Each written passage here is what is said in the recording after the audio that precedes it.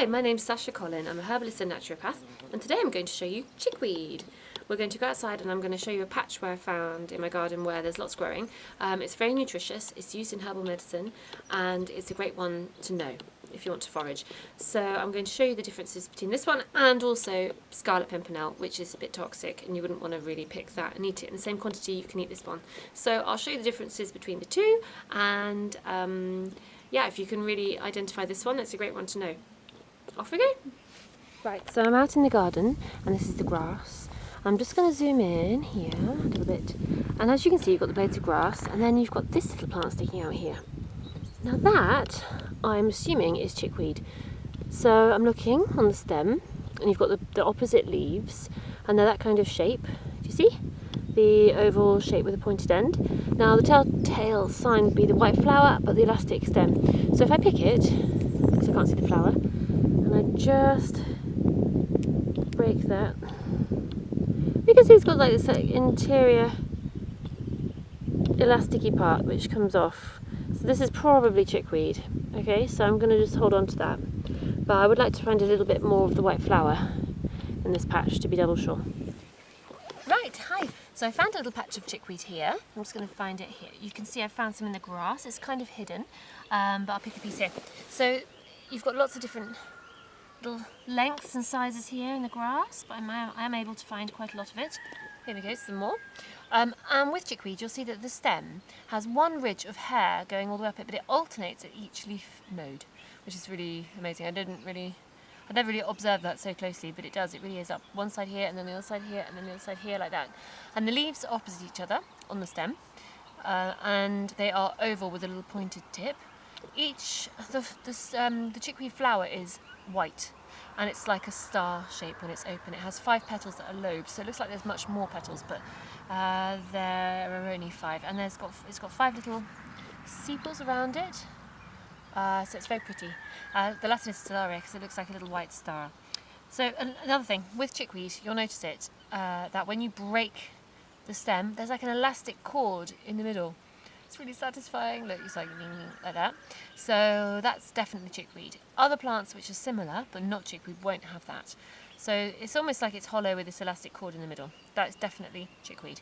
There's another one called scarlet pimpernel, and that's a bit toxic and you shouldn't really eat that.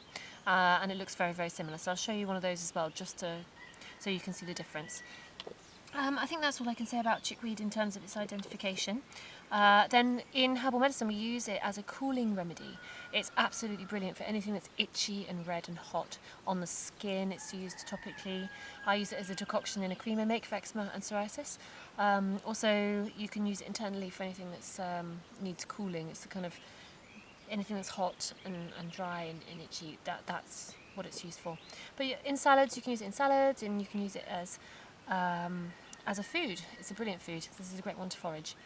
Okay, I'm going to go and show you now some scarlet pimpernel and some ground ivy and some red dead nettle to show you the differences between them all. Okay.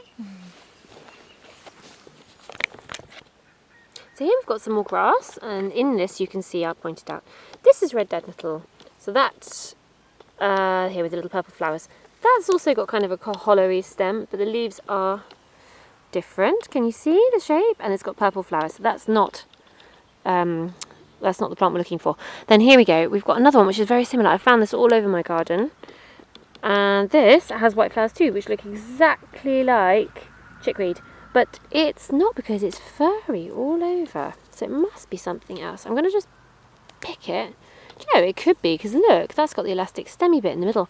So maybe this is really, really old, more tough chickweed. Oops, sorry there. But again, I wouldn't pick that, because if I look over here, I found my chickweed that I'm kind of used to finding, which is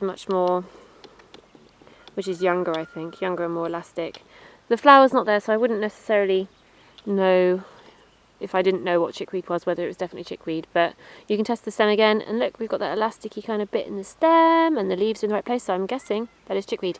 Okay, so I'll go and find you now some scarlet pimpernel. This is, I think, scarlet pimpernel. It's on the path here. It's quite small. I'll put my finger next to it, you can see. So it's similar to the chickweed, but it's much more compact and much more glossy. It doesn't have that hairy ridge going up the stem. and if I was to break it, I don't think it's got that kind of elastic band. No, it hasn't got the elastic in it.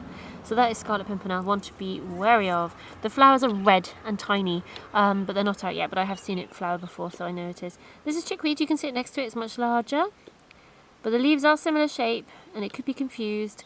So check for those things, the elastic stem and the little hairy ridge going up the stem on the alternate sides. So that's what I wanted to show you, really. Just this little Scarlet Pimpernel. And as I said, the Scarlet Pimpernel's flower is red. The Stellaria, the chickweed, is white. Although this little flower has closed. Alright then, I hope this has been useful. And I will be back to do another little foraging video soon. Bye!